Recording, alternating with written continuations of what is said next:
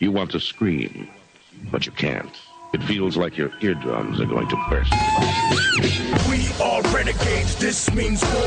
We are renegades, this means war.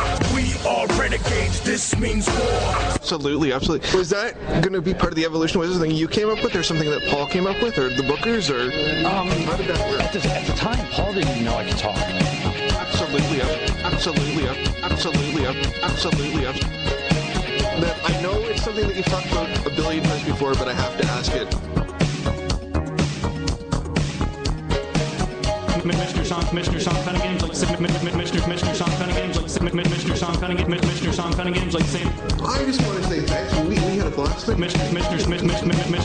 Sean Cunningham's like Mr. Sean Cunningham's like saying. I just want to say thanks. We had a blast. Mr. Sean Cunningham's What? Oh, I can hear you now. Hang on. I got like two things in my ear. Oh, really?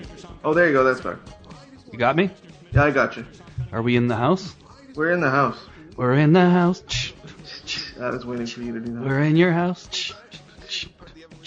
We're in your house. Very good. I can't wait to be alone with my baby tonight. Very good. Mega Mix. Very good. You see, my baby got me wrapped around her little finger, and I'm back to be with her. Have you been watching old footage again? Oh God, no! I have not been watching Raw from that era. Oh, don't. I refuse. That's pain. I don't need to see no Barry Windham. I want to remember Barry Windham, you know. I want to remember him. His WWE runs anyway as the All-American guy. Yes, the WWE runs were none of those were very good. Or as the Widowmaker. Yeah, okay, that was kind of cool. But why was that so short? There was some politics with Crockett, I'm sure. Really? Well, no, was Crockett even around? I think at that time. Yeah, Turner had taken over by then. Yeah. I know he went back to WCW though. So. Yeah, he went right back. I just don't remember why he was only there for a couple of weeks or whatever, a couple months. Well, look at how everything was going with Turner guys at that time, or with Crockett guys at that time. Oh my God, yeah. Aside from the Brainbusters, they were used pretty well. They were the only ones. Had all those great matches with Shawn and Marty. And that's essentially why. And they were given the tag belts, and You know what? What's up? I gotta tell you something. Okay. I gotta break the fourth wall here. Mm-hmm. And let you know that my wife, yes, who has been now referenced a few times on this show, yes, usually for her hilarious nicknames and antics. Well, yes, the saga continues. Okay. I'm trying to remember how this all started. Okay, this is how things go with my wife. Okay. Okay. A nickname starts as one thing, and then it, over the next few years or months or days, morphs into about 6 or 7 different ones. Yeah.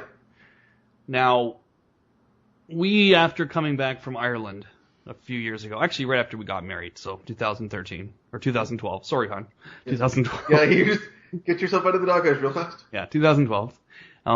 We went to Ireland, as we talked about on this show, and we really got into saying arse. That became the word that we would say when we got back from Ireland. Like everything was arse this, arse that. And I saw it on Facebook a lot too. Yeah, but it was not just used as a noun. It was used as a verb. Was very much a regular thing for her to tell me to arse off.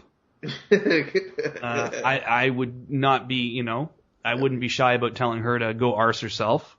Very good. Stuff like that. We'd use it as anything. Yes. I was arsing today, that kind of anything. So arse off one time was heard by her, just didn't hear me right. I guess I was probably high. And I probably just slurred my speech, as tends to happen on this show sometimes. Yes. Not as much as in the olden days, because I'm grown and I got a wife and a house. That we're not taping at midnight anymore like we used to. That too. Yeah, we used to tape pretty late. We're getting into the whole daytime shows nowadays, and a little bit of a nighttime show here, but it's early right now. So, anyway. The sun is just starting to go down. I'm happy about that. I like when we're doing these shows. Anyways, so I said arse off, and she heard it as Marcel. Okay? So for the next year and a half, I was not referred to as Luke. I was not referred to as honey, sweetie, baby, husband. Marcel. Okay, which I think I've seen too. Which has now, over the next year, morphed into Marty. Oh, I think which I know has where this now, is going. into the modern era, morphed into Janetti. Very good. So I am now known around my house as Janetti. Oh, that's horrible, dude. And I've shown her pictures of Marty. I've tried to do anything I could, because she doesn't even know who Marty Janetti is. No, that's no clue. She just hears that name. Sometimes, like, she's heard me say that name, or she's heard my brother say that name, or Ernest Matthews coming over, number of people she's probably picked it up from. Yes. Other wrestling fans that she's friends with, whatever. Yes. So she doesn't really understand what that means to call me Janetti. You know? And she doesn't realize that she's basically damning me to a life of good work, solid work, but mediocrity. Yeah. And I feel like that's going to be my destiny if she keeps referring to me as Janetti. So. Well, that's not. Well, you need to explain that to her, because the question is, does your wife want you to be mediocre? That's the whole. Yeah. And a friend of mine, Adam Weatherup, commented, because I wrote on her Facebook yesterday, "I am not Janetti." Yeah. It was a take on The Elephant Man, that classic scene that's been, done. I think The Simpsons have done, a parody of it. Everybody's done a parody of that moment when he's in the subway and everyone's chasing him and he turns around and says, "I am not a elephant. I am whatever. I am a human being." It's one of those pop culture things that people don't even know what it's from, but it's just something you say. So I basically did the same thing on her Facebook wall and said, "I am not Marty. I am not Janetti. I am a human being." And, of course, my friend Adam Weatherup, old school wrestling fan, had to comment, "Is she threatening to throw you through a window again?" Something to that effect. So, Sean, what's been going on? We haven't talked to you now for better part of 2 weeks almost. On the air, anyway. On the air. We've talked back and forth off the air. We do all the time. Kayfabe. Little kayfabe. We're supposed to be just seeing each other at work and keeping this professional. We don't want to be crossing over into that personal, gray area. Is that how that's working? Okay. Well, yeah. But what's been going on, man? We talked a little bit about Night of Champions in the build up to this show, and I think that's probably a pretty good place to start. We don't need to go through the whole card or anything like that, but the standouts for this one, we'll talk about the main event in just a second, but in the undercard and in the semi-mains, etc., what was standing out to you about this particular show? Well, I want to do this quickly because there was a couple of things that really just stood out to me.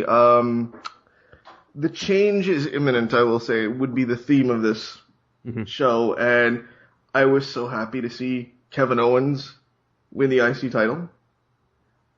Even the way he did it with an eye rake, I thought was just, could you go any old school than an eye rake? I thought they kept it the right length too, that match. Yeah. Because the longer Ryback goes, the more he's exposed. That's just the way it is. You can't really show me a good Ryback match that's gone past 7 minutes, 8 minutes. No. I think this match was around 10, but it's an Intercontinental title match. I have no problem with that. The best Ryback match to me of all time is that the Shield debut. Yes. Yeah, and that's just a great match. But besides that, you can't really find a lot of good Ryback matches that go over 10 minutes. No. You're right. There was a lot of change on this show, and one of the biggest things for me, that match was cool, and Kevin Owens is going to make a great IC champion. But I think the biggest thing for me was the announcement that Brock Lesnar, they talked about the Hell Tour. Yes. Right? One less E, one more L. The Hell Tour. The Go to Hell Tour. Yeah, and they also mentioned that he will be facing The Undertaker, not at WrestleMania, but at Hell in the Cell coming up, which will be the next pay-per-view. What's the date of that show? I believe it is the 25th of October. So late October. Late October show. And the behind the scenes, Dave Meltzer has been doing some great coverage about sort of the changes backstage with Vince. And the original plan, up until even a week or 2 weeks ago, was Undertaker and Brock Lesnar having their big match, the blow-off match, at WrestleMania, and that has now changed, and Vince is going to blow it off and Hell in a Cell, which opens up a whole bunch of questions now. Yes. Regarding WrestleMania. And, we can continue to talk about Night of Champions, but I just wanted to have that as a little bit of a prelude to what we'll talk about a little bit later in the show here. Because I think that's a really, really significant change to make, considering the talent that's going to be even available. You talk about Undertaker, Brock. We've talked about this being the number one attendance record of all time for WrestleMania. Well, but there's another interesting little side thing. There was talent they were clearly booking that doesn't look like it will be available. That's where I was going. That's where I was going, because I think the natural reaction when people hear that would be, okay, they got the Rock and Brock deal done. Both guys have wanted to do that match for years, and maybe they've shuffled the deck. It's not going to be Triple H and Rock, as had been originally sort of booked anyway. Well, it was booked to be almost Triple H and Steph versus Rock and Ronda Rousey, and it doesn't look like Ronda Rousey's going to be available. Well, the thing is that even as I was hearing those rumors, I was hearing that there were stronger possibilities of 2 singles matches. So, it was never that I was hearing the tag team match was being favored over the singles. It was that it was going to be one of the two, and more likely to be the 2 singles matches. Yep. So it looks like Rock will not be available right now anyway. That's the way things look regarding his schedule. And Ronda Rousey, with her movie schedule and all of her craziness that's going to be going on around her, will not be available to participate in WrestleMania either. I would imagine that the possibility just of Rock may be there but will not work. Right. Rock has, in previous years, including last year, made an appearance but wasn't available to train and prep a match and do all those things. So I wouldn't be shocked if we see him just not work a match. Right. But I, from everything I've heard, the problem is not that as much as it is that he's not physically going to be able to be there on that night. His schedule is just too complicated. But then again, it is The Rock, and he's obviously they're going to send the private jet if they need to get him there. He could probably have his own private jet, drop him off, whatever. So you are dealing with a bit of a different situation anytime The Rock is involved. But yeah, you're right. I see what you're saying.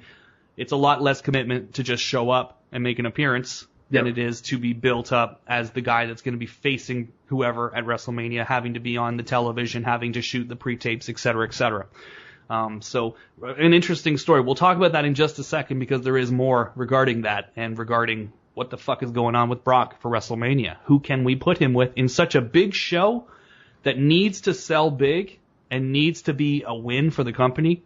You got to think about who the most expensive talent on the entire roster is going to be facing in a big-time match. And that's not a lot of options, really, when you start thinking about it. No. So we'll think about it again and talk about it some more in just a second. What do you think of the Dudleys and the New Day? Well, first of all, what do you think of the Dudleys being back in WWE? How have they looked, and how long do you anticipate them being around for this run? Here's the deal. I'm a little surprised. I really thought the Dudleys were coming in for, 1 or 2 off, and it doesn't look that way.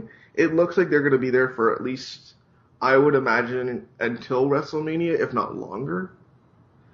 This looks like it will be a run of some kind. So I think they'll be around for at least a while, and they probably will get their 10th title run, and it looks like it's going to come soon. They're even building. It looks like they're building a storyline around putting all 3 members of New Day through a table at different points. And you brought up the lucky number 3. Any chance of Spike Dudley coming out of retirement and joining the Dudleys for a 3-on-3 contest? I think, or feud, or whatever. Is he going to play into this angle, is what I'm saying. I don't know. I would like to see it. It makes sense. But I don't know. It's you could do it as a one-off, but I don't know if Spike is a big enough name to be an extra draw. But I think eventually you need to have them have another Dudley or something. But it logically should be Spike, but you never know. Well, nobody, in his defense, nobody's really a big draw right now. So regarding other stuff on Night of Champions, the John Cena-Seth Rollins match, very strong. So, probably one of the strongest matches all night. Mm-hmm. Maybe the strongest match all night. And this just, what Night of Champions was Seth Rollins cutting out party, because to go out there and go 45 minutes and work 2 guys and still be able to stand up at the end of the night, win or lose. I was very impressed. Yeah, and a straight-up match, too. I mean, it sort of showed you what SummerSlam could have been. Yeah. We talked about it on the show, and I understand why they did what they did for the publicity's sake. Although the ratings are in, the lowest they've been in 18 years. Isn't that funny? Like, this has been now, it hasn't been like a one show that this has happened. This has just kept happening week after week right now. And it's crazy what's happening with the Raw ratings. They just keep getting lower. They just keep getting lower and lower. I'm not saying that the sky is falling, anything like that. What I am saying is that Vince is definitely in freakout mode. But I'm not sure he should be. How much do television ratings matter still? And I ask that as an honest question.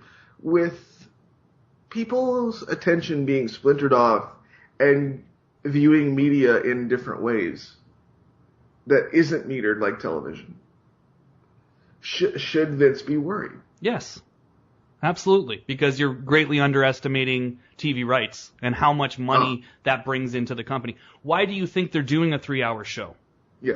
Do you think they're doing it just for fun? No, they're not doing it. They're doing a 3-hour show because they can't turn down the money.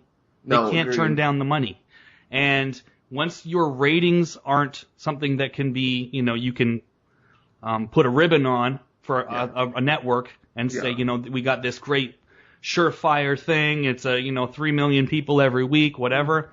Once you can no longer say that, you're going to start having trouble with your TV rights. And then it's going to come down to, a lot of your money is still coming from TV. I understand what you're saying technology-wise, platform-wise, WWE Network-wise. Unfortunately, the TV rights is just such a huge thing. And what the network is paying them for their programming. Yeah, what NBC Universal is paying them for the rights is... Clearly, it wasn't what they thought they were going to get, but it's still good. But they're locked in for like 3 more years. WWE's not ready to cut ties with TV, is what I'm saying. No, and I'm not suggesting that by any means. That's why ratings are such a big thing. And no, if you want to get Vince, and again, should they be? Should you just calm down and just? The problem, really, with the product, and I think most people would agree, there's nothing to look forward to right now. No. There's not one match on the main roster, and I will even challenge you. What would be one match, Sean? On the main roster that you feel is like a dream match? Oh my God, I can't, I would love it if they start to go in this direction and have this guy go with him because, that's the big match that everybody wants. That's what wrestling is. When you don't have that, what are you doing? You're filling time on a weekly basis, and that's what Raw feels like right now. That's where they're doing, yeah. But just as a challenge, what would be one match that is like a fresh, hot money match right now that they're not doing? Ambrose versus Cena with Ambrose as a heel. Sure. That is and I'm stretching to get there. Yeah. No, that's great. It's just that it's not anything of what you're seeing on TV right now. So I guess people don't really feel as though that's there. There's lots of things like Ambrose versus Brock Lesnar you could do. Yeah. But Ambrose is not in that position right now. And will he be at some point? I still feel yes, but just we don't see it right now. No. So like I say, you're kind of filling time. Yeah. It's not even a knock on any talent. It's just the fact that the way that things have been positioned right now, the way things have been booked right now, the way a lot of talent that's been in that upper to mid level has been portrayed right now, nobody feels like a star, and there doesn't seem to be any match when you start putting together like a top mix for WrestleMania. Yeah, it's all the old guys that aren't there. Brock. I've talked about that. I was going to hold off on this, but I guess it's like pretty good opportunity to mention this is the fact that. It was announced on Night of Champions that Brock Lesnar would be on the Stone Cold Steve Austin podcast. Yes. And I don't want to put it out there that I think Steve Austin is going to be Brock Lesnar's opponent at WrestleMania. Steve has made it very clear over and over again. No, he's made it very clear he's not returning to wrestling. Yeah. And he's been getting upset that people are starting to put him in the rumor mill again. And I understand why he would if that's not in the plans. But then why sit there with Paul Heyman 2 months ago on your very own podcast and essentially book yourself in a match with Brock Lesnar? Right. And then he said afterwards that he was just having fun and all that stuff, which I got all the respect in the world for Steve, but I was a little shocked with that answer. That he was like, we were just having fun, people need to relax. Yeah. It's like, come on, go back and watch the tape, Steve. Go back and watch the tape and tell me that anyone seeing that wouldn't be just dying and clamoring for Brock Lesnar versus Steve Austin. Here's the thing. You didn't do it on a podcast where you weren't on the network. You on the network. You marched on Vince's network and booked yourself in a Texas death match with Brock Lesnar. Right. And whether it was just Paul just throwing him, curveball, and Steve just sort of playing off of it. And I mean, that's sort of what they've said about it. But like you say, I mean, you're on the WWE Network, and now we're in a situation where Undertaker and Brock is not going to be at WrestleMania. So here's the list, really, for a big-time match with Brock Lesnar. I mean, you don't have that much time to build someone from scratch right now. No. You've got Cena. We've done that one a million times. Orton. You could do it. Thrown around. Orton. You could do that. You need not to revive not a Orton. big match though. Like let's revive the fuck out of Orton. Let's compare these in terms of draw. Undertaker or Orton. Taker, yeah. Like which one is the bigger money match? We all know the answer. So which one is the safer match? Randy Orton. Sure, and probably the better match at this point. But with that said, I mean, WrestleMania is all about giving you that big money match and selling units and selling subscriptions and filling that building. Here's the thing. If you don't have Steve on that show, what you're saying is you don't have Rock. Let's assume that based on what you said earlier, we don't have Rock. We don't have Steve. How are you selling that show? That's what I'm saying. You don't have Rock. You don't have Steve. You don't have Hogan. Mm-hmm. If you're Vince, yep. And you want to pass on Undertaker, what are you passing on Undertaker for? What do you have at WrestleMania that's going to be, bigger and better? Bigger, yeah. And for anyone thinking that we're just building this WrestleMania up like it's bigger than it is and we're kind of exaggerating how big of a deal it is, this is going to be the biggest WrestleMania of all time from all standpoints, attendance-wise. I mean, I guess you can't say pay-per-view units-wise. No, not network subscription units, probably. One would think. But again, they're going to have to, give you something compelling. A big building is not just going to sell subscriptions. No. You've got to give people those top 3 matches. And I don't know if you don't have Rock, you don't have Austin, and they've not built stars in 10 years, that's your other problem. We spent how much time ad nauseum saying that over and over again. Not Steve Austin, The Rock, Undertaker stars, no. Even Triple H stars, no. No. They haven't. So yeah, I mean, it's really kind of interesting. If it's not Undertaker, if it's not Austin, is it Roman Reigns again? I mean, it's not impossible. That wasn't a horrible match. No, but again, is that a big money match at this point? Is he going to win the Royal Rumble again? Is it going to be a heel Roman Reigns against a babyface Brock this year? That would be intriguing. Right, but you got a real task on your hands with Roman. Like, you got a lot of work to do between now and April. Yeah, that's right. A lot. If you want to sell out that building with Roman versus Brock. I appreciate that they have to build. They're to a point now, they don't have a choice. They have to build. Yes. But this is not the year that you can put out a lemon of a WrestleMania in order to build for the future. No. And the thing with Undertaker is that as recent as a few weeks ago, they were saying, and he was saying, this year's WrestleMania will not be his last match. He's going to keep going until he just feels as though he can't go anymore. And right now he feels good. And, I mean, that's kind of a pretty big jump from just saying that a few weeks ago to now Vince being like, no, we're wrapping up this program now. And we talk about Brock and who's Brock going to end up paired with at WrestleMania. Who's Taker going to be paired with? Because I guarantee if you don't have Austin, you don't have Brock, they're booking Taker. Yeah, no, I'm not disagreeing with that. I'm just saying, but if you better use Taker and Brock to make 2 guys. You need to make guys right now. Because what they keep doing is they get close to making guys and then they fuck it up. See Kevin Owens. Although I think what they're doing long term with Kevin Owens might be the right choice. But it's going to take another year. But we've been here so many damn times. Yeah, I know. What is going to make it different this time? Yeah. Is Undertaker finally broken down enough? Did the Sting situation, now I think it's fair that we go into the Sting match now. Talk about that. You and Shan had a very different view of the Undertaker and Brock match than I did. I thought Undertaker looked very good. You guys thought he looked old, and you even said that it took you out of the match. I can't fathom the idea of you, Sean Cunningham, as long as you've watched wrestling and watched the Crockett's and watched WCW, watching the Sting versus Seth Rollins match and saying the same thing you said about Undertaker, because Sting, this guy is a absolute fucking legend. I gotta be honest with you. He impressed the living shit out of me at Night of Champions. What was your thoughts? Absolutely impressed by Sting's performance, Not so impressed by the booking. Not so impressed by the finish. I understand what they were doing. I didn't like the reports I heard the next day about his health, if they're true. Well, I'll tell you this much about his health. He has not come out and said, officially that he will not wrestle again. No.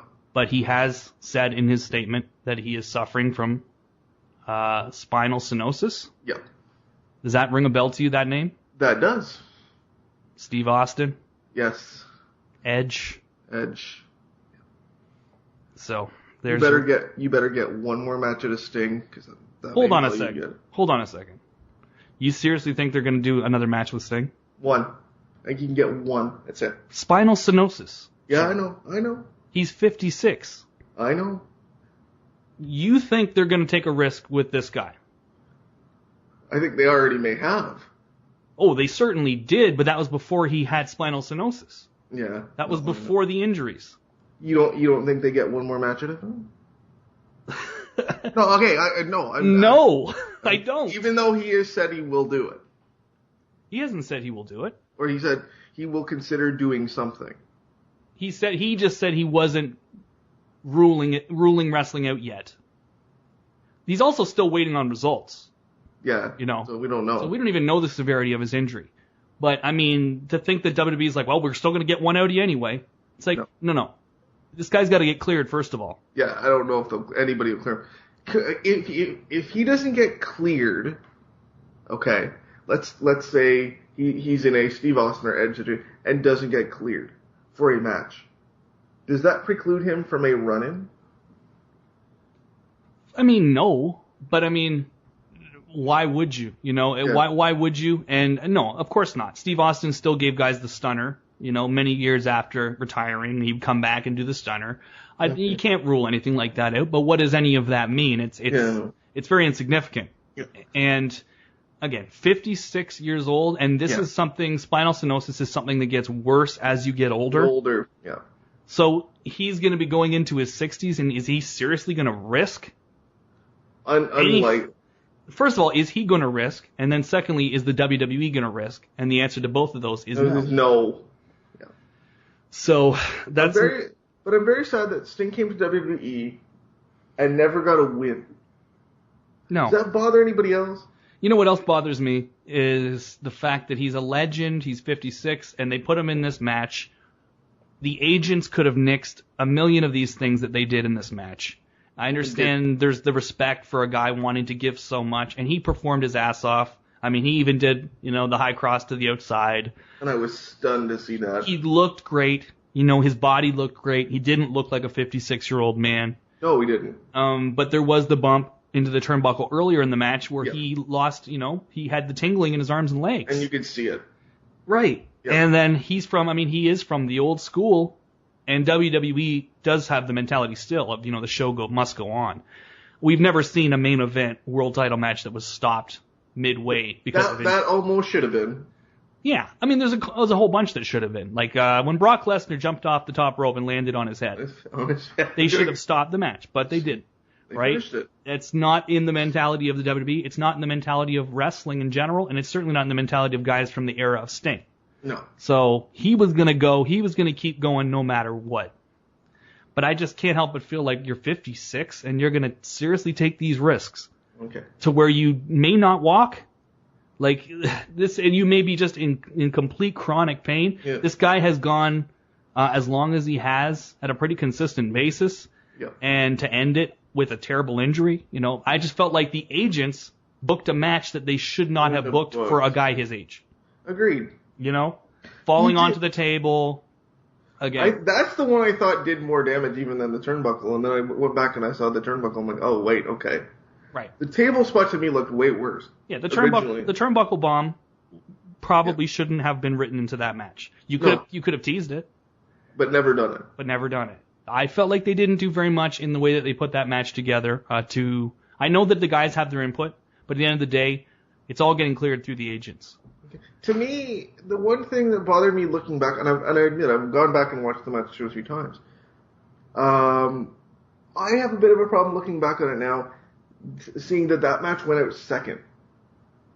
Like Seth had already wrestled for 20 minutes. Well, that brings up another really sort of weird question with the booking. The fact that going into that match, it was like Seth was the babyface. Not only did he have that match with Cena, but he got the attitude adjustment on the ramp afterwards. Yep. Basically, he just handed Sting the win. Yep. And Sting still couldn't get it done. Yep. And at the end of that match, I just felt like, okay, well, Seth really overcame the odds tonight. Yeah, really. Yeah, that's the. And it's like, and then they bring out Kane after that. Ugh. And that means we're getting Seth versus Kane at Hell in the Cell probably. It's not been announced, but I'm sure that's what's going to happen. And does anybody care about that? Sean, are you telling me you're not excited about the Demon being back? No, I'm not excited about split personality Kane. No. No, I guess I can't blame you too much. But I mean, even if let's say Sting was healthy enough, and like you say, they're going to get one more match out of him, which I mean seems a little creepy to even say right now. I'll be honest with you. But to think that does happen and that he's going to be able to wrestle at WrestleMania, can you even book Undertaker versus Sting this year? I don't know. Is it one of those things that anything can be done if you do the proper rehab on it or the proper booking of it? But that, to me, would say that Sting would have to wrestle a bunch of matches going into it and look really strong. Which they've never done. They've never done, and again, spinal stenosis, I got to say it again. This is going to end his career, very soon. There's no question about it. The thing is, how long did Austin wrestle with it? He wrestled for a long-ass time with it. Yeah. And they protected his ass, too. I'm sure somebody can protect Sting for one match. But at that age, do you want to take that risk? Probably not. And is he the right opponent for an aging Undertaker at this point? No. Are you asking for trouble in that match? Absolutely, 100%. So, yeah, so that's kind of another thing. It's not just who does Brock have at Mania then, who does Undertaker have at Mania? And I agree with you that it's time to build new stars, but I just feel like Vince has not got a great track record. Every time that seems to be happening, he starts booking those guys in the main events again. No, and I understand that, but it's getting to the point where they're not starting to have a choice. No, I know, but I mean, that's your problem. Last year at WrestleMania, the plan was to book Hunter and Rock in one of the top main events. That was going to be the big money draw. The Rock and Triple H. Again, it's like he's not exactly focused on the future. He's constantly looking at those guys as the answer to a big buy ring. So it's going to take a whole different shift in mentality, a whole different outlook from Vince on the whole product. Really, I agree with you. But again, I think he's being but unfortunately, I think he's being pushed into a corner. We didn't mention the Divas match. No. Or the Go Home, Raw. I think we did talk about that, but we did talk about that, but an improvement, would you say, so far? Was this been the most important that title has seemed? Yeah, absolutely. Considerable improvement to what it was and what it's been for years and years and years, which is good. That being said, what they did Monday night and subsequently on SmackDown, I don't get this. Why don't you let the listeners and myself know, because I didn't see SmackDown. Well, SmackDown just furthered what happened on Raw, which is Paige's weird morph heel turn. Yeah, that was good. That was good. It was good execution. On Raw. It was good on Raw. It wasn't it was on SmackDown, it was kind of lame. But my point is, you don't have any baby faces in that division anymore. You keep turning everybody heel. Yeah. You have Becky and Charlotte as baby faces, and Natty, I guess, who suddenly came back out of nowhere on Monday after being gone for a while. You have Sasha as a pseudo baby face. But she's on she's on a heel team. Yeah. Technically she's a heel. So you have no baby faces, and you just turned one of your baby faces heel. Right. You have Charlotte, though. You have Charlotte and Becky. Mm-hmm. And 7 heels. That's true. You bring up a good point. I hadn't really thought of that. Why are you booking this? And you tried to make her the female answer to CM Punk, and it kind of went. I don't think so. I think you're being way too harsh. Here's my issue. I understand the point. I questioned the placement of it in the show, referring to Monday. I mean, it wasn't going to be CM Punk. Let's be honest. It wasn't going to be. But that's what they were shooting for. That may have been what they were shooting for, but if you actually thought it was going to get a reaction like the original Pipe Bomb, you're crazy. No. But I'm saying if you'd placed it at a different point in the show, it might have got a better reaction live than it did. I think if you go back and watch it again, you'd feel as though they actually cheered her pretty good after that. Now, mind you, maybe you could bring up the point that they shouldn't be cheering her. Yeah, that was. But the reaction was pretty positive when she finished her promo. I think the majority of the audience felt like, okay, that was pretty damn good, actually. And then you saw all the reaction the next day, and I was like, oh, okay, I don't really understand. Now I'm even more confused. Mm-hmm. When you read all the social media reaction to it, it's like she said all the things she's supposed to say and some stuff she wasn't. and I was very confused as to what she was supposed to say and what she wasn't. Now, what was she talking about that she shouldn't have been? It sounds like the whole comment about how the Bellas got their push. Seemed to get all the heat on social media the next day. Like she was going to get punished by the office somehow. People are such marks. Yeah, I didn't necessarily believe that because that's basically public knowledge anyway. It's public knowledge, and it's hardly the first time that WWE has used real life dirt sheet stuff to get heat on an angle. Yeah. You know, you bring up the CM Punk thing, which I agree with you that it was supposed to be something similar to that. Yeah. You look at that. I mean, he said all kinds of things that, quote unquote, he shouldn't have that could get him heat with the office. But I didn't see stuff the next day after the Punk thing that the company was pissed at. Yeah. Online, whereas like Tuesday morning it was like, Paige, yes, that was the promo, but she went further than she was supposed to. Right, and I'm sure she probably did. Yep. I don't think she's gonna get punished for it, but I thought. But those lines, I mean, those lines are pretty obvious. Like those aren't ones that are like. To me, that just didn't stand out at all as, oh my God, she's shooting and she's going to be in trouble. I thought, this is very much playing off on even the Total Divas thing, you know? And the other it's probably something that's being taped as we speak for Total Divas. Oh, I'm sure it is. The other thing that I pointed out that kind of killed the buzz off Paige's promo was just the fact that the Bellas came out right after and had a match with Charlotte. Mm-hmm. You should have almost cut to break and started a whole nother segment. Yeah, you bring up a very good point. Just in lining up the show. Mm-hmm. That's just me thinking about it on the fly. Like you had Paige cut the promo, walk off, and then the Bellas come marching out. Yeah, it could have been presented better. You're right. Yeah, that's the whole thing. I liked the idea. Mm-hmm. I still question 2 faces and 7 heels, but yeah.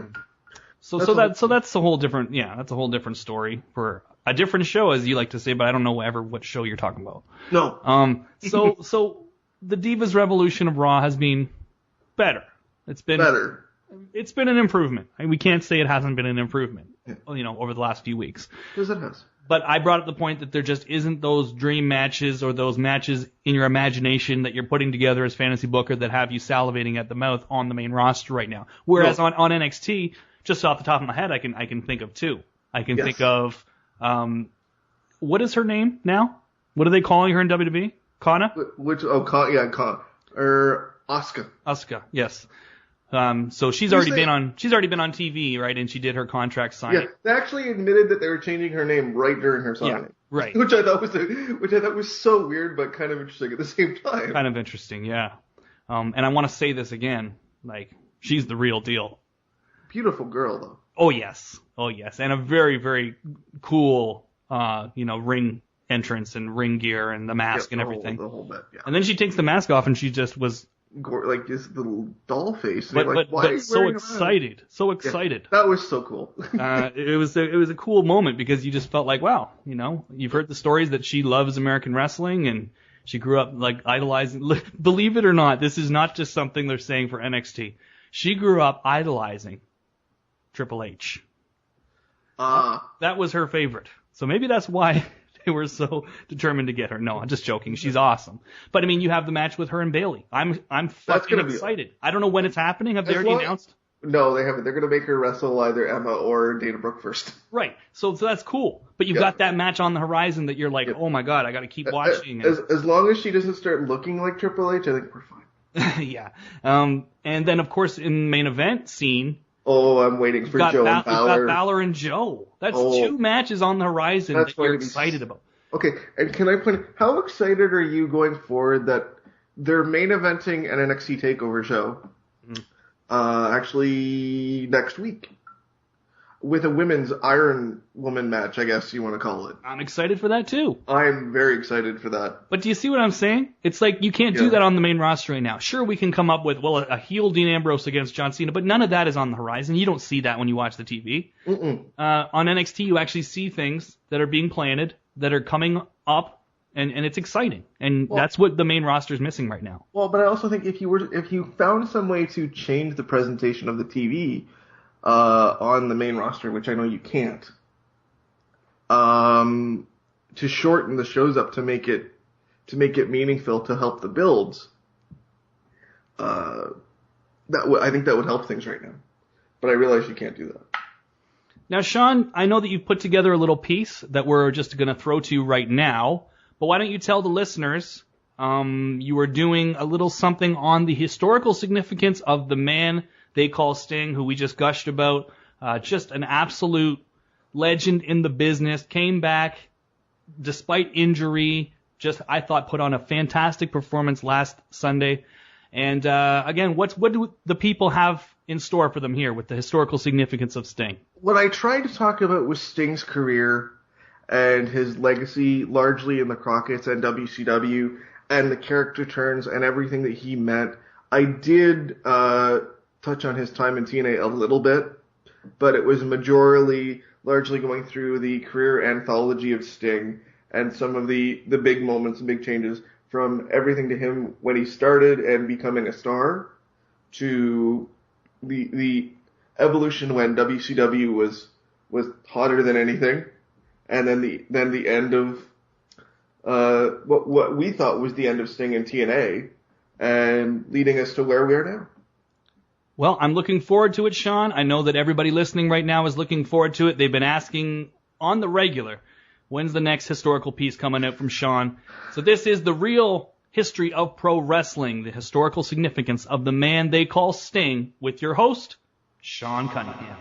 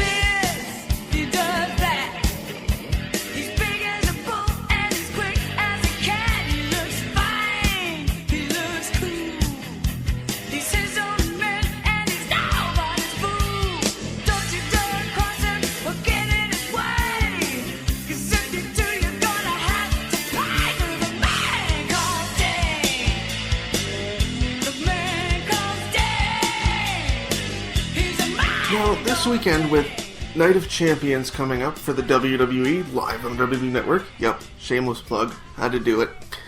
I wanted to spend some time talking about the man getting the WWE World Heavyweight title shot, and that is Sting. Now, for younger fans, you may not know who Sting is or what legacy Sting had, especially if you're a younger fan in the last, let's say, 15 years or so. That being said, Sting has had an amazing career, but he was the one big star who was always the holdout from WWE or WWF, depending on the time frame. Never came here until we saw him in 2014. There was always talk of it, but it never happened.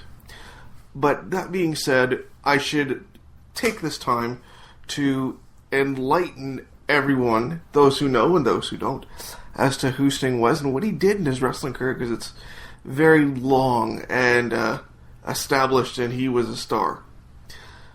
Sting first started out wrestling in indie promotions in California, along with someone WWE fans will know, the Ultimate Warrior, as his tag partner in a team called the Blade Runners. They started out under the names Rock and Flash. They wrestled in California for a little while, And then they moved on to the UWF, run by Bill Watts, one of the more infamous promotions. It was in that territory that Flash had his name changed to Sting by Bill Watts, and that was clearly one of the best career moves that he ever allowed to happen or made himself. He wrestled in UWF until 1987, until that territory was bought by Jim Crockett, and Crockett Promotions, the NWA, run it to Charlotte. Now, a few UWF wrestlers did become stars. Terry Taylor, Eddie Gilbert, but largely Sting was considered the crown jewel, the one UWF talent who NWA really did believe in could become a star at the time. A young wrestler who's charismatic, looked like a bodybuilder, had his face painted up, bright colors, neon, things that look like the 80s for sure. And he was given the platform to become a star. First major match he had was at Starrcade 87, teaming with Michael Hayes and Jimmy Garvin in a 6-man tag to open the Starrcade show on Thanksgiving night. But Sting's real elevation to top of the card came on the first Clash of Champions show, where he was given a NWA World Heavyweight title shot against then-champion Ric Flair. Now, that match went 45 minutes to a draw. And it was at that point that Sting had become a star. Now, Sting worked the rest of his entire career in NWA, then to become World Championship Wrestling. Sting was given main event spots for basically the rest of his career. He would periodically go down and challenge for the TV belt and the US belt, but it was largely to elevate those belts, which was a good thing. And he was multiple-time US champion, and he was multiple-time television champion. He was also tag team champion with numerous different partners, but in the early part of his career with Lex Luger. Sting was always there parallel to the Carolinas, like Hulk Hogan or the Ultimate Warrior were treated in New York by WWE. The interesting parallel, like I mentioned earlier, Sting teamed with the Ultimate Warrior to form the Blade Runners, and Sting had very similar face paint and a very similar look to the Warrior, just not as physically large as the Ultimate Warrior was. But Sting was that top draw for World Championship Wrestling all through the 1990s, the late 80s and the early 1990s. He feuded with everyone, from Ric Flair to Terry Funk, the Great Muta, and on and on and on. Everybody, every heel that wanted to get over in WCW who came through the tournament had to get to the top, and you had to wrestle Sting. That is how it went, because Sting was legitimately one of the most talented guys that company ever had. Athletic, charismatic, could cut a promo, could do it all. The kids loved him. He was that guy for a very long time. His first world title came when he defeated Ric Flair in July of 1990, the infamous Great American Bash, with tons of guys down ringside. And that feud had started because earlier in the year, it was kind of teased that Sting was part of the Four Horsemen, but he wasn't, and he was, and they were never really sure, but they never came out directly and said he was. Sting had come out and helped Ric Flair in a feud with Terry Funk and the Great Muta, and they had become allies. And then when it finally came out months later that Sting was not part of the Horsemen, they attacked Sting and injured Sting, and Sting was gone for 4 or 5 months, even missing an earlier title match in February of 1990 against Flair that was given to Luger, his buddy Lex Luger. But then they came back in July of 1990 and had this epic match on pay-per-view, one of the greatest matches the two ever had. Probably not as good as the Clash of Champions 1 match, though, but still good. And as he went on, he was always at the top of the card. Sting actually lost the title to Flair in January of 1991 in a non-televised match at the Meadowlands in New Jersey. Now, you would never think of doing a world title match nowadays, or even 10 years after this, without having TV. But that aside, that would happen in WCW a fair bit, but that's just an aside. Sting was always that star, even going into the quote-unquote expansion of WCW into the mid-90s, when you started to see older former WBF talent come in to WCW to help grow the company. It was always that talent aligning themselves with Sting, whether it be Hulk Hogan or Randy Savage or Jimmy Hart even. Sting was always considered the man in WCW, always having great matches with tons of guys. Vader, they tried to do something quickly with Cactus Jack, but that never followed up on it. He did title changes with Vader, multiple of them. I think they did another injury angle with Sting's ribs in '92 that gave Vader the title. But every time Sting would go away they'd do an injury and Sting would go away, he'd always come back and get elevated right to the top where he needed to be. Or if he needed to take a step down and elevate another title or another feud, he would always do it, but then come back.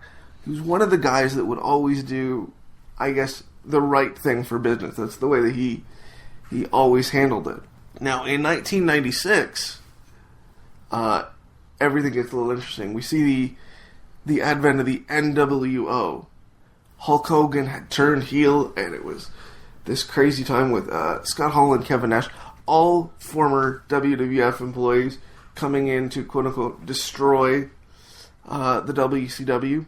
And Sting, again, was thrust into the top babyface, standing up for WCW and waving the flag, until September of 1996, when the NWO started teasing that Sting was going to sign with them, and Sting had signed with them.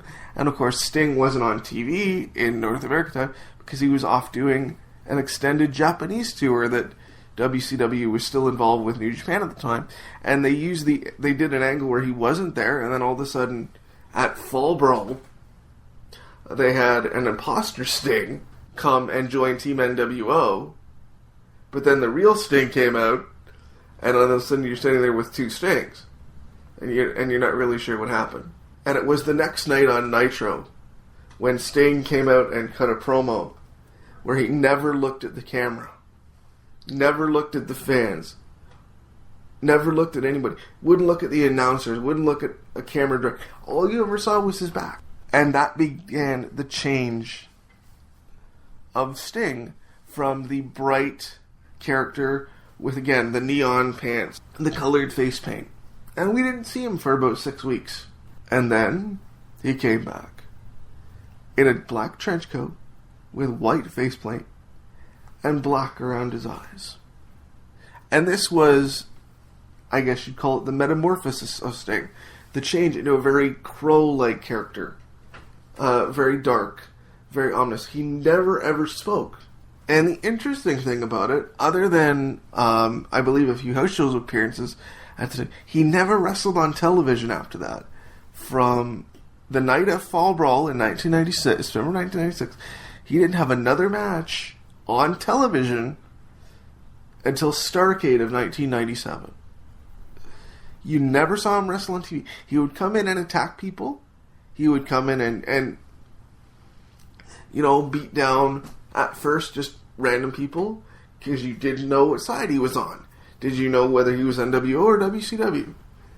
And then it finally happened, where he really started to position himself as being the savior of WCW, and then WCW tried to get him matches with other NWO members, and then finally, without saying a word, you knew what he wanted. And the interesting thing was the fans knew what he wanted too, because they had started bringing signs to the matches that said Sting versus Hogan, referring at the time to Hollywood Hogan, who had become the champion. And that match finally did happen in December of 1997. One of the biggest drawing nights that WCW ever had in terms of pay-per-view buys, and ticket sales and everything financially that you'd want a wrestling company to have. And Sting would win the title that night only to have it taken away and held up the next night on television, and then this went on for 2 or 3 more months where they didn't even have a champion. And at this point, Sting had never spoken. Sting didn't even utter his first words until the first episode of Thunder in January of 98, telling then WCW Commissioner J.J. Dillon that he has no guts. And that was the only thing he'd ever said for almost a year and a half.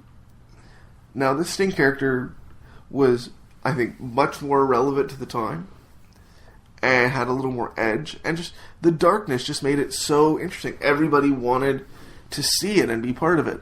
And that character went on for a while until 1998, until we had the NWO split into different groupings. And this to me is probably the worst incarnation of Sting.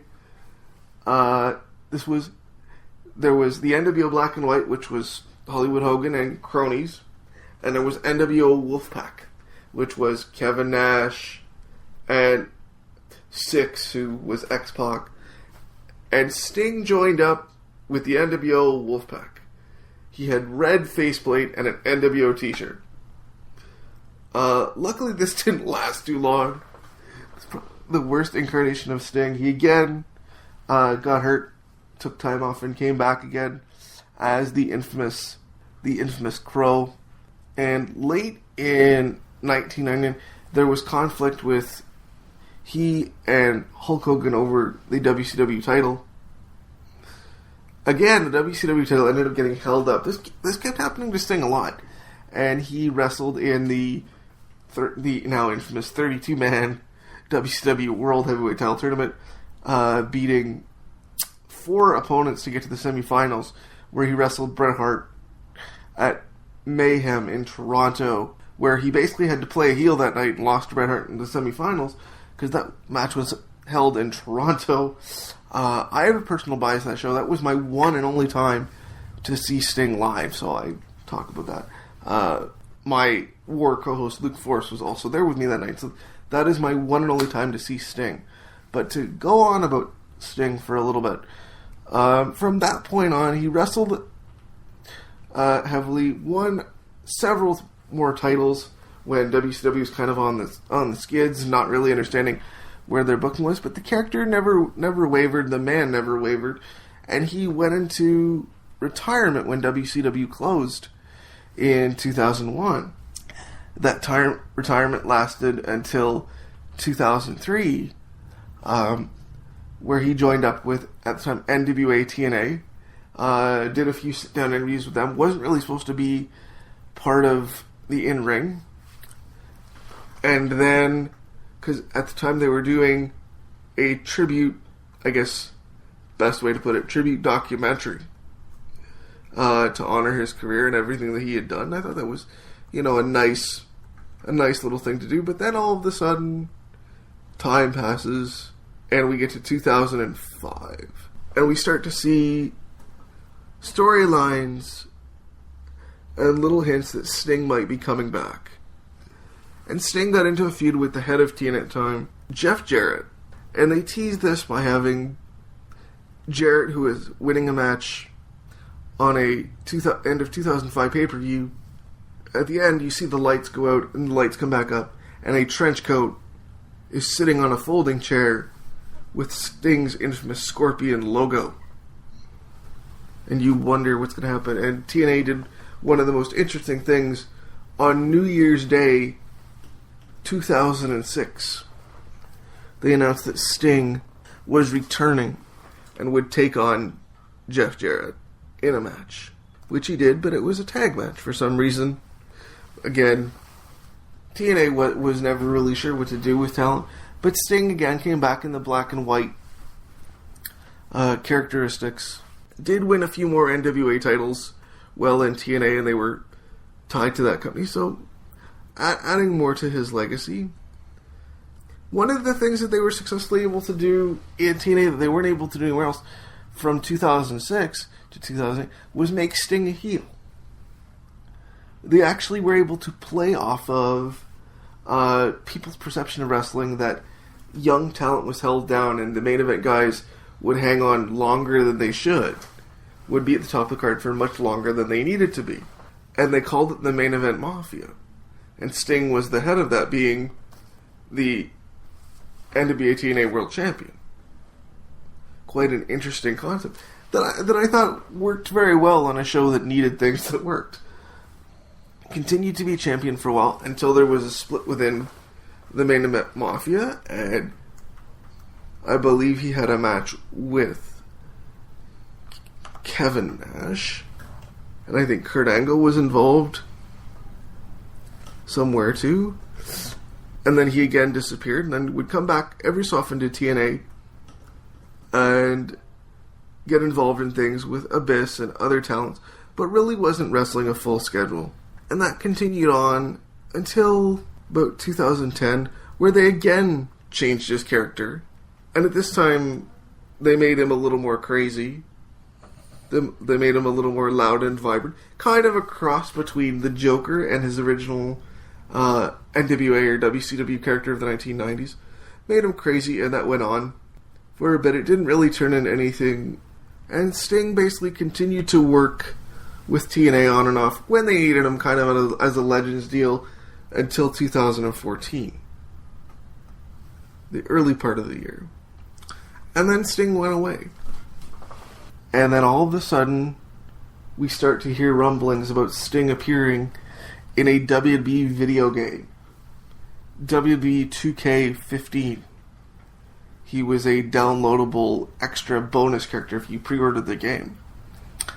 And then, most interesting thing at SummerSlam 2014 was Mattel, who made action figures, announced that he would be on a panel at SummerSlam weekend promoting, I think, the video game and a few other things.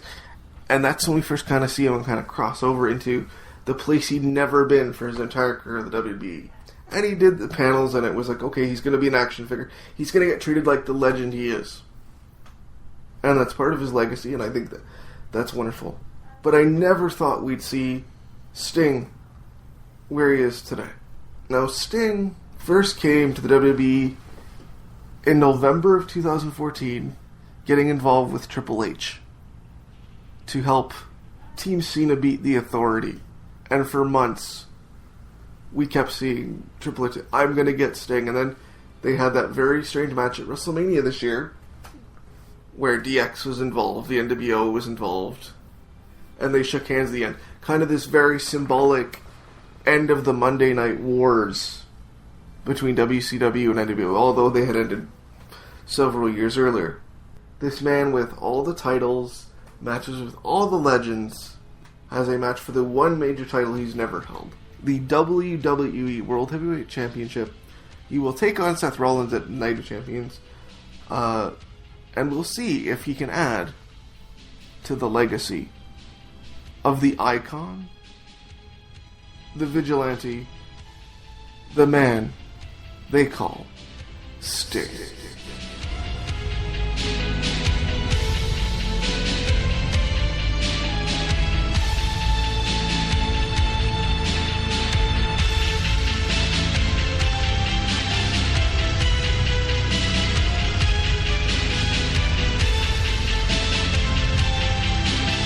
Cunningham with his historical significance piece on the man they call Sting. Sean Cunningham, great work as always. I know you have a few more of these coming up in the future. What's on the horizon for the historical significance pieces? The next one that will be on the horizon will be Halloween Havoc. One of NWA/WCW's bigger shows, probably their number 2 pay-per-view in terms of their history. And lots of cool stuff happened during those shows. And lots of not cool stuff. But things that have grown in lore over the years in wrestling, so something to look forward to for everybody. Sounds great. We look forward to it. Again, always entertaining, always informative. The Commissioner, Sean Cunningham, the resident historian of Wrestling Audio Revolution. Now, on the New Japan tip, it's been a big week for that company as well. And have you been able to check out anything from the Destruction in Okayama show? We have 2 Destruction shows that we're going to cover this week on Wrestling Audio Revolution programming. One right now, the first one, Destruction in Okayama with Sean Cunningham. The second one, a little bit later in the week with Shan, we're going to be talking about Destruction in Kobe, which took place yesterday morning. But you were able to check out, the 2 main events? The 2 main events that had Kenny Omega versus Kushida. And of course, the never open weight title match. The never open weight title match, which was just violent and vicious, and just things that, if they could figure out a way to do it in America, it would make the product better. Between Ibushi and Makabe. Yes. Quite an interesting story. We'll talk about that match in a second. But first of all, you referenced the junior title match. Kushida won the belt at the beginning of the summer, after winning the Super Juniors match, which we talked about the finals of that match, Kyle O'Reilly and Kushida. We did cover that on a earlier episode of War Weekly. Yes. And then he went on and he fought Kenny Omega, who was the junior champion at the time, who had beaten Ryusuke Taguchi at the Tokyo Dome on January 4th. Yet another show, if you go back in the War archives, that we covered. But, the feeling was that Kushida was going to be the new ace of the junior division. And they had a whole bunch of challengers that they were going to line up for him, and he was just going to run through them and have great matches, and it was really going to be Kushida's time to shine. He had the great match with Ricochet for the G1 finals. They had their junior title match earlier in that show. Yes. And, he's done some other things, but it's been mostly a lot of tag matches. And then here we are in September, where Kenny Omega is now getting his rematch, which goes to show, they take their time with those rematches. They do, and it's a good thing. They don't do the whole, okay, in 3 weeks we're doing the rematch and blowing it off. They have been, it's been months now, and now Kenny's finally getting his rematch, and in what was a very, very awesome match. Yes. With some interesting repercussions, I think. I know a lot of people have been bitching about the interference in the match and the typical Bullet Club American bullshit, right? Yeah, but I think there's some more to that. I'm not necessarily talking about storyline stuff either. Yeah, it's hard, and on a storyline tip, for me, you had Alex Shelley return now. Time Splitters are back together, and we didn't even know if Alex would be returning, but he is back in New Japan. He is healthy. He looks good. They had a great match with Red Dragon for the junior titles on Sunday, which I'll talk about with Shan later in the week. But in that match, you had the Bullet Club heavyweight champions. You had Doc Gallows and Carl Anderson at ringside. Yep. And they got involved in the finish with interference. Yeah. After fucking with Alex Shelley and doing some other stuff, and it was Carl Anderson giving Kushida what does he call the RKO? I'm trying to remember. Oh, I forget now what he calls it. Anyway, he does the RKO. RKO, yeah. And the gun stun, of course.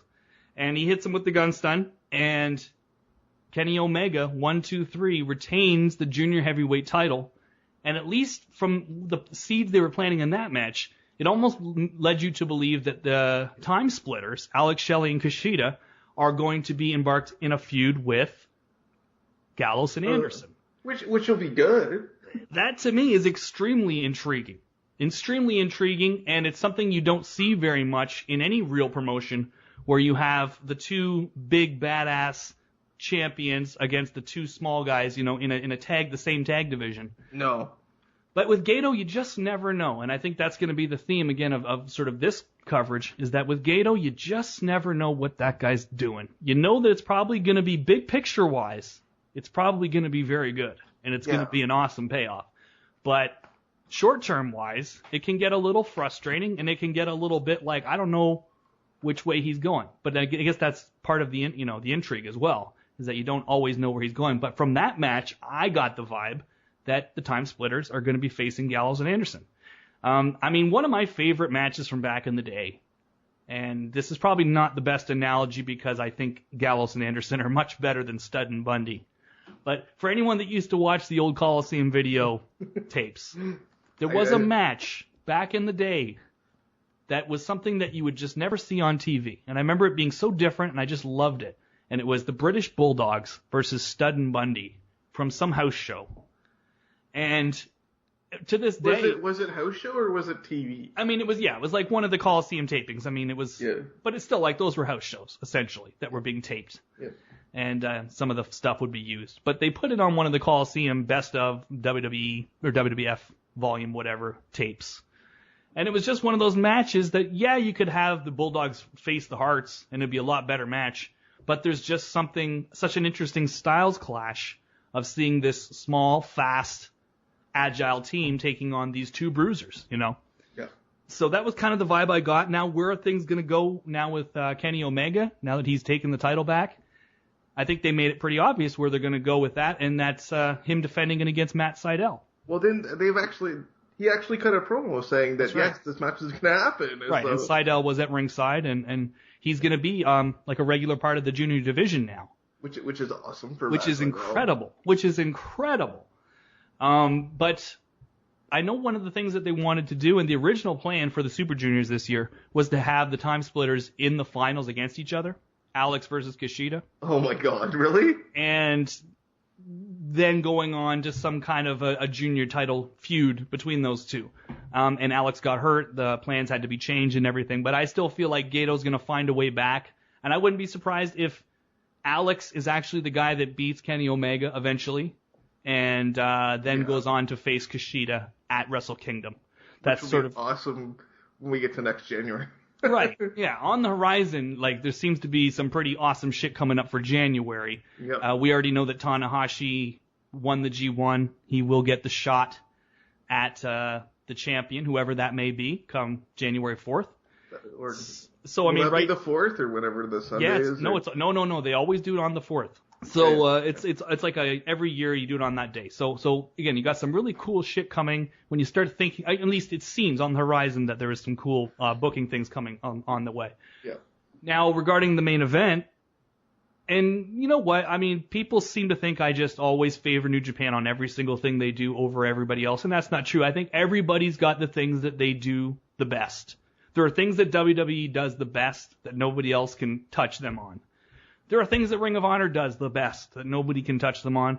There's things that New Japan does that are the best that no one can touch them on. But one of the things that New Japan does that is just the best and really keeps things fresh is that they've got the potential for so much variation on their shows. You could headline a show with an Intercontinental title match. You could headline a show with a never openweight title match. You could headline a show with a world title match. You can headline the show with a junior title match. Sure. I mean, you headline the Best of the Super Juniors with the junior finals. Yeah. So you just have this potential for so much more variation rather than just a monthly pay-per-view headlined by the world title match, which really does burn out the top mix, really, when you think about it. If you're watching boxing, it's not like every single big boxing pay-per-view is headlined by the World Heavyweight Championship. You know, it may be the Featherweight Championship, it may be the Light Heavyweight Championship, but I mean, it's not like every single boxing show is headlined with the World Championship. And so New Japan does that so well, and it's been a long time. I mean, maybe it happened earlier in the year. I'm trying to think. I think it did, actually. I think there was an Ishii versus Makabe main event for the never openweight title earlier in the year, but they haven't done it in a little while. And for this show, they did Kota Ibushi versus Makabe. The backstory being that in the G1, Makabe lost to Ibushi, clean, 1-2-3 with the Phoenix Splash. And after the match, you know how they do the press conferences, right? Yes. Well, they did the press conference, and they asked him, what about this Ibushi? You know, he beat you 1-2-3 in the ring, clean. Is he going to be the number one contender for your never openweight title? And Makabe, who is a babyface, but a very gruff babyface, kind of brushed it off and said, you know, it was a one match. It was a lucky win. He's a pretty boy. He wrestles blow-up dolls. He's a comedy wrestler. He's not a tough guy. He's not a man like me. He's not worthy, essentially, of getting in there and facing me for the never openweight title. So that was just said right after the match. And then they've been doing these Road to Destruction shows where it's a lot of multi-man matches. It's sort of like the Raws leading up to a pay-per-view, right? That's kind of how those shows are.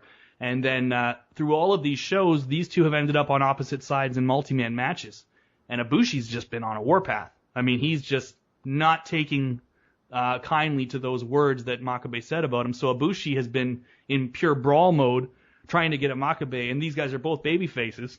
So it's been a pretty cool little dynamic. And then they had this match, and like you say, I mean, the never openweight title is the mash 'em, bash 'em, smash 'em title. Yeah. And so essentially comparable to almost the hardcore title. Yeah. Back in the day. Except for the fact that very rarely are there any weapons involved.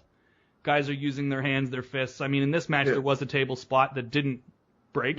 No. But it was still cool. Yes. When Ibushi came flying over the post to the outside with the double stomp. Still looked like it fucking hurt. It actually looked like it would hurt more than if it broke. Yeah, if it had broke, at least there would have been give. You would have gone down to the floor, but... Yeah, and it's kind of, I like what they've been doing with Ibushi lately. I mean, he had the match too with Shibata in the G1 that was not a flyer match. It was like Ibushi's a kickboxer. Yeah. By trade. And it was like a real, more of a brawl than it was anything else. There was a bit of technical stuff. There was maybe a few flying spots here and there, but for the most part, it was a fucking brawl. Well, do you get the sense that they're either A, trying to change Ibushi's image, or B, planning a bigger push for him down the line? Right, but then I ask you, Sean, and this is where you have to get your imagination going. I agree with you, and I've heard the same thing, that Ibushi's the project of 2015. Yes. He won, in the end of the year, end of last year, he won the New Japan Cup. That they don't just do that for anybody. It's not the G1 in terms of prestige, but it's just, it's still something. They do it every single year, the New Japan Cup. It's a single elimination tournament, and he won it. Everybody was in it. Tanahashi was in it. And it was Ibushi that won it. So, I mean, they didn't do that for no reason. But then look at 2015. He's had all these amazing matches, but January 4th, Nakamura lost. He got a shot. He got a shot for the Intercontinental title, lost. Invasion Attack, AJ Styles. He challenged for the world title because that was the prize for winning the New Japan Cup. Lost. Yeah. And now he's going in there for the never openweight title with Makabe, and they have this brawl. They have this awesome match. Ibushi can carry anybody right now. I'm not saying Makabe's not talented. He is, but I mean, he's older, and he hasn't really had a whole lot of great matches over the last year or so. And Ibushi carried that motherfucker to a really, really good match. Good match. Yeah. And he was toned down his flying. It was, again, a lot more of a brawl type style. That thing was stiff. Stiff? That thing was very stiff. Stiff. Makabe has like the best grunts that you will hear. I mean, he just speaks caveman the whole time. Yeah. Just. It was really fun to listen to that match with a headset. I watched the match with a headset on. I pretty much watch all of them with the headset on because usually I'm watching them early in the morning. My wife's sleeping, so I gotta have the headphones plugged into the computer. Yeah. And I'm watching the computer on the TV, but still listening on headphones. And it's great for acoustics. You get to hear all the grunts and groans and everything.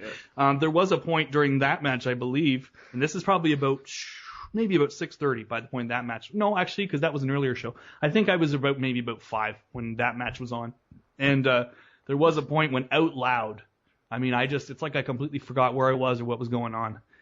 Where I was like, whoa! I think I just blew out my compressor there, but yeah.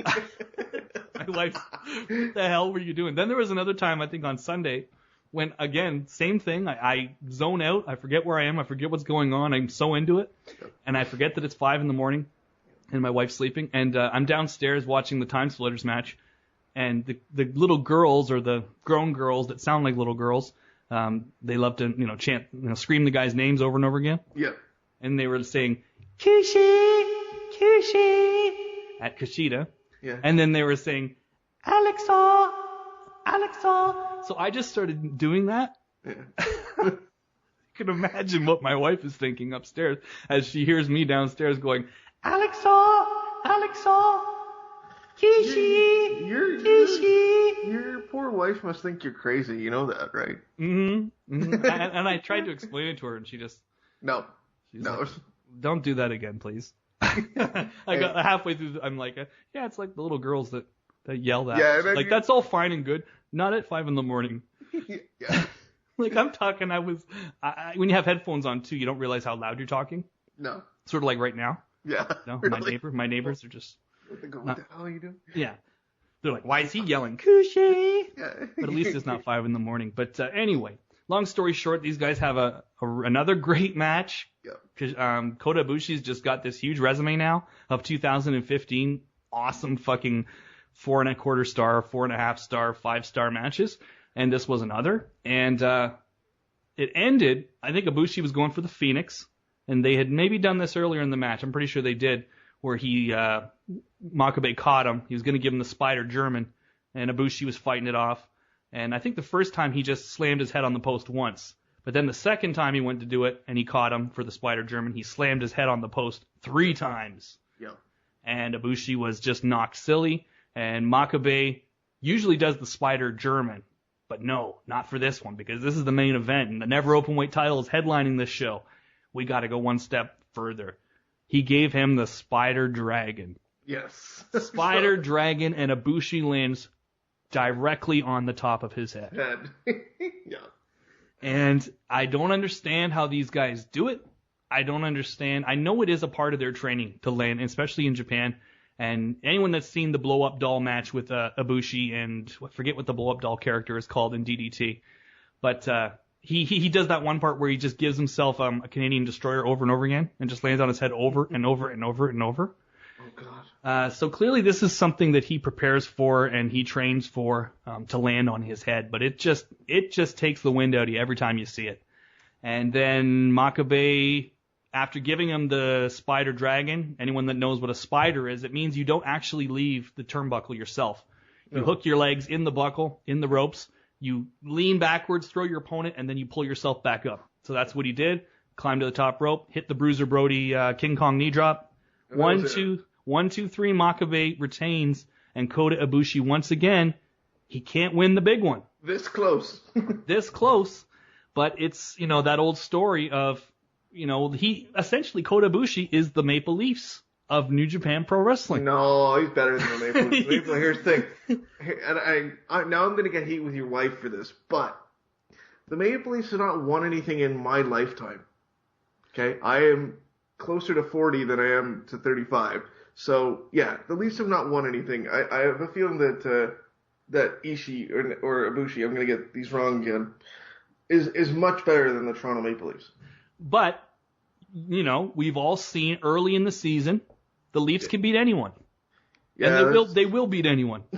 When there's no pressure, they're fine. Yes. As soon as there's pressure, they choke. And while I will agree, and Kota Ibushi is one of my favorite wrestlers to watch right now in the entire world, I'd say. Yeah. And again, his resume of matches in 2015 is startling. But, anytime that the pressure's on and he's got something big on the line, he chokes. But I think that's what they're building to. Eventually, he will win the big one at the show that matters, likely in January. Mm-hmm. And I'm just trying to think of what that will be, though. You know? So anyways, we will talk later in the week with Shotgun Shan. I won't give away any spoilers right now for those that haven't seen it. Destruction in Kobe, which was the big show from Sunday. Another great show. I would say even a better show than the Okayama show. Again, 3 really great matches on the show. Naito, Shibata was fucking intense as all hell. Naito remains the fucking best heel in the business. And the Time Splitters versus Red Dragon, an extremely good tag match. Everybody needs to go out of their way and see that one. Yep. And the main event, Shinsuke Nakamura versus Haruki Goto. Shinsuke getting his final shot, I guess you'd say, at the Intercontinental title. He beat Goto in the G1 after losing to him twice. He lost the title to him, and then he lost his rematch. And then in the G1, he managed just to beat him. Again, the pressure's off, I guess you'd say. Well, no, because the G1 is pretty much a high-pressure thing, too. Yep. So he won in the G1 clean against Goto, which means he gets one more shot against him for the IC title. So that happened on Sunday. We'll talk about that with Shan as well. But, New Japan, they always seem to have at least something on the horizon that you're looking forward to, at least for me, the January 4th. When I start to get, in my imagination, some things that seem to be in play, I get pretty excited for that. So, it's always fun. Yeah, so anything else you want to say before we get out of here? It's almost Raw time right now. It's almost Raw time. I wanted to ask one more thing. The only North American stuff we haven't really covered, you mentioned New Japan. Status of ROH right now, in terms of they have a deal with New Japan, but the one thing I noticed looking at the tour schedule, I don't know if you've seen this, I don't see any trips back to Canada. That's interesting. I'll have to check that out. I wondered about that. And just some news that came out earlier this morning, WWE wise, as I was trickling through stuff before we started, just mentioned WWE has confirmed that they will do the very same SummerSlam weekend in Brooklyn for the next 2 years. It was interesting in watching the network. It's come up on a crawl every 15 minutes or so, saying that this has been confirmed. And if you want more information, go to WWE.com. And it's been all over social media since about earlier this morning. Very interesting. Well, it's almost Raw time here, Sean. It is. So it's been fun being here with you again. We are live right now on the Spreaker Web Radio Network and on our website at WrestlingAudioRevolution.com. And enjoy the show tonight. We'll be back later in the week to talk about it with Shotgun Shan. Again, we'll be reviewing Destruction in Kobe, which was the New Japan show from Sunday, and whatever else is happening in the world of pro wrestling. So, Sean, thank you again for your time. We will talk to you again. Is it raining where you're at in Toronto? I think it is. It is slowed down. It was nasty this morning, but it's still dark and cloudy, but it's not raining. Okay, well, in Port Hope, it is a rainy day in Pizzaville. So, from myself, from the Commissioner Sean Cunningham, we want to say peace, love. Sean Z, tell him the rest. Wrestling Audio Revolution.